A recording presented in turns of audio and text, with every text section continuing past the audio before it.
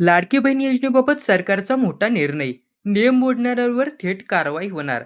तर नमस्कार मित्रांनो, मुख्यमंत्री माझी लाडकी बहीण योजना महाराष्ट्रातील लाखो बहिणींसाठी अतिशय महत्त्वाची आणि जिव्हाळ्याची ठरलेली ही योजना पुन्हा एकदा जोरदार चर्चेत आली आहे.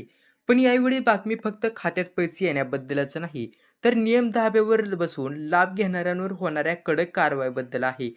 ही केवायसीचे काम पूर्ण होताच राज्य सरकारने अत्यंत कठोर पाऊल उचलले आहे.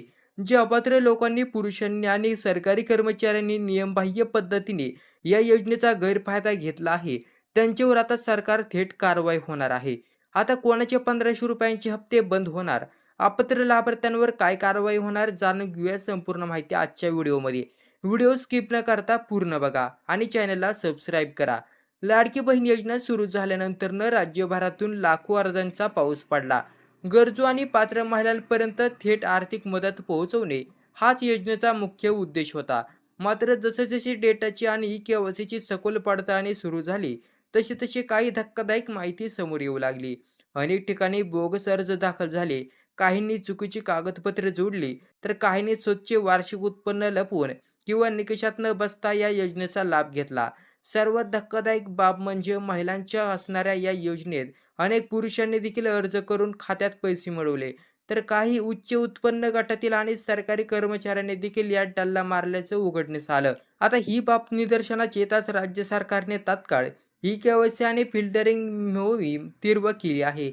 पडताळणीअंती आता लाखो अपात्र लाभार्थ्यांचे नाव योजनेतून वगळण्यात आले असून त्यांचे पुढील हप्ते तात्काळ प्रभावाने थांबवण्यात आले आहेत. यावर बोलताना मुख्यमंत्री देवेंद्र फडणवीस यांनी स्पष्ट आणि कडक शब्दात सांगितलं आहे की लाडकी बहीण योजनेतील अपात्र लाभार्थ्यांची पडताळणी पूर्ण केली आहे आणि ज्यांनी नियमबाह्य पद्धतीने लाभ घेतला आहे, अशा पुरुषांवर आणि अपात्र सरकारी कर्मचाऱ्यांवर कायद्यानुसार कडक कारवाई केली जाईल.